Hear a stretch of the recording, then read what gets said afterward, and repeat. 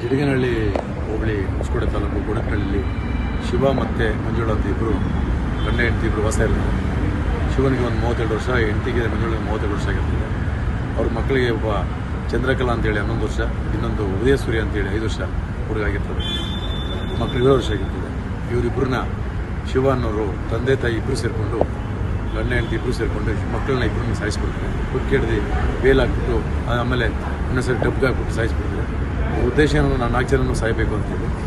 ಆಮೇಲೆ ತದನಂತರ ಸಾಯಿಸಾದ್ಮೇಲೆ ಗಂಡ ಏನು ಮಾಡ್ತಾನೆ, ಶಿವ ಅವ್ನು ನೇಣು ಹಾಕೊಳ್ತಾನೆ.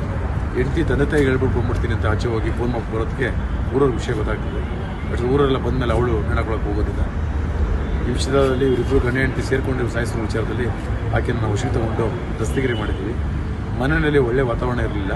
ಅವಾಗವಾಗ ಕುಡಿದು ಗಲಾಟೆ ಮಾಡ್ಕೋತಾರಂತೆ. ಸಣ್ಣ ಪುಟ್ಟ ಸಾಲುಗಳು ಇತ್ತು ಅಂತ ಹೇಳಿ ತನಿಖೆಯಿಂದ ಗೊತ್ತಾಗ್ತಾ ಇದೆ. ಇದರ ಬಗ್ಗೆ ತನಿಖೆಯನ್ನು ಕೈಗೊಂಡು ಮುಂದೆ ಏನು ನಡ್ತದೆ ನೋಡ್ಕೊಂಡು ಹೇಳ್ತೀವಿ.